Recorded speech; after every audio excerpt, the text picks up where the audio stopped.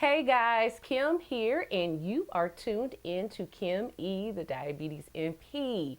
Welcome back. I know that you're probably thinking to yourself, Kim, where have you been? And I've been a little busy. I took a little time away.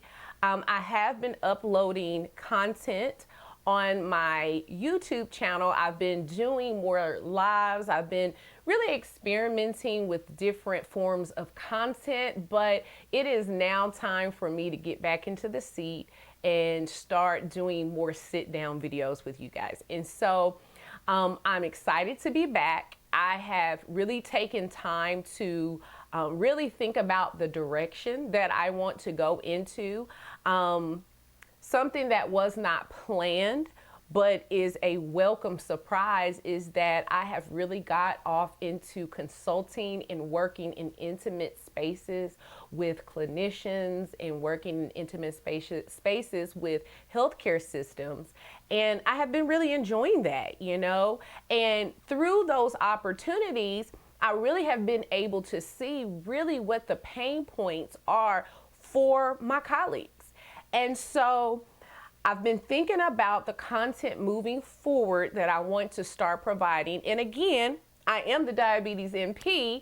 And so of course we're going to be talking about diabetes, but I really want to talk about more than just the diagnosis itself. I want to talk about the things that affect a person that has diabetes. Other aspects, as you know, if you've been tuned into my channel for any amount of time, I have a lot of content on my channel. I've gone over medications, I've gone over complications, and I will still continue to do that. But I really am seeing that we also need to address the way that we deliver care, which brings me to what we're going to be doing for February. Now, February is Black History Month, and as you know, if you've been viewing into my channel any amount of time, you know that in February, I always like to address the health disparities in the Black community, especially those who deal with diabetes. I've already made a ton of videos over that. I have Tuesday tip videos that I do live on Instagram. And so I want to continue with that. So this month's theme is Black communities in healthcare. And really what I want to dive into are the racial disparities that people in the Black community, really across the African diaspora, really deal with, and really dive into that, really shed some light over that, and give some solutions of way that we can better engage our patients. So the first video out the gate today, as we're talking about Black communities in healthcare, we're going to really first set our foundation and really talk about the diversity within the Black community. Now, before you click off this video, this is a very important thing. At first glance, you may not think that it is, but this is something that I will have to say, as I have been working with organizations and clinicians these past few months, actually past year, one of the things that I realize is that I believe that we kind of overlook the aspect that no one culture is monolithic. Any culture is very dimensional and very diverse. And that's the case with the Black community.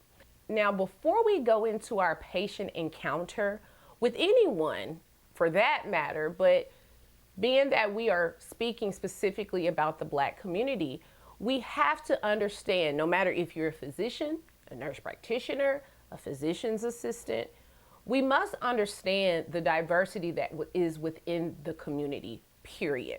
And I believe that as Americans, we view things through an American lens. And what do I mean by that? I mean that we can look at things keeping in mind only our society. We only think of what goes on in our day-to-day. We only think about our history.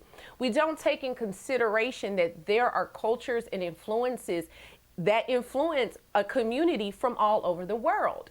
Now, let me just dive into that a little bit. Now, there is a whole entity called diaspora. And basically, in a nutshell, a diaspora is any group of people who have been scattered from their native land or their country of origin or ancestry. Now, clearly, Black people are a diasporic community. Not the only diasporic community. There's many different other ethnic groups. People who are Asian. Within the Asian community, there are many different diasporic communities, and that's just to name one or two. But definitely with the Black community, there is a diaspora, and we call that the African diaspora. And so clearly, we originate as Black people from Africa, but there are many Black people who never come to America. There are people who are more South American, people who are more Caribbean. There are people that, have grown up in Britain or have grown up within the country of Africa, different countries of Africa. And you have to keep that in mind. Why that is so important is because as we are addressing and encountering our patients that are from the Black community, we have to understand that we can't make blanket statements and we can't have a blanket treatment plan for everyone just because they appear to be from the same group.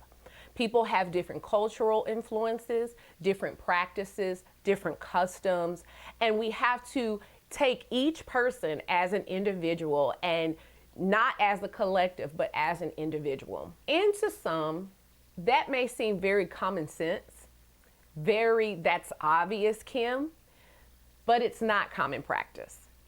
And that's evidenced by the health disparities that we're seeing across the Black community when it comes to not just only diabetes, but other chronic diseases as well.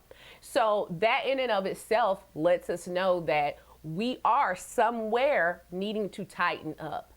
And so I wanted to lay the foundation with this first video, kind of like a little colleague chat, and really lay the foundation, because as we move through the rest of the month, I'm going to offer other things that are not so much clinical, but more so pointing us to how we engage our patients. I think a lot of times when we talk about patient engagement, it's always from the side of how can we get our patients to better engage with their care. Yes, that's important. And yes, we need to do that. But we also, part of patient engagement is also understanding how we engage with them. Okay? You can't have one without the other. You can't ask people to buy into a process when we're not fully committed and really doing the best that we can to engage with them, okay? So I'm really challenging us all to take some time to be self-reflective and really think back through the way that you encounter your patients, and we're gonna get a little bit more into it as we go on. Definitely wanna do some housekeeping things. For one, if you are new here, definitely go ahead and subscribe. I would love to have you to be a part of this family. You can go and peruse all the different playlists that I have. I have a ton of videos. So definitely subscribe, ding the notification bell so you can always know when I upload a video as well as when I go live, because that's one thing that I'm going to be doing more is going live on YouTube as well. And you can actually catch some live streams that I've already done. Also, if you do social media, I am on Instagram heavily. I post regularly over there. You can find me at the Diabetes MP. And another new thing that I'm doing is I'm now hanging out on LinkedIn a whole lot more. I really felt like I needed to be in that space and occupy, a little niche for myself over there as well, because like I mentioned earlier, I've been doing a lot of corporate trainings and system trainings. And so I've been coming into contact and really connecting with people who are healthcare administrators as well as, execs, healthcare leaders. And so really feeling like I needed to be over there, and I've been connecting a lot with people over there as well. So again, I want to say thank you for joining me. Thank you for riding along with me. I know I took some time away, but again, welcome back. We're back in the saddle, and happy Black History Month. You have been sitting here with Kim E, the Diabetes MP, and I'll catch you on the next video. Bye.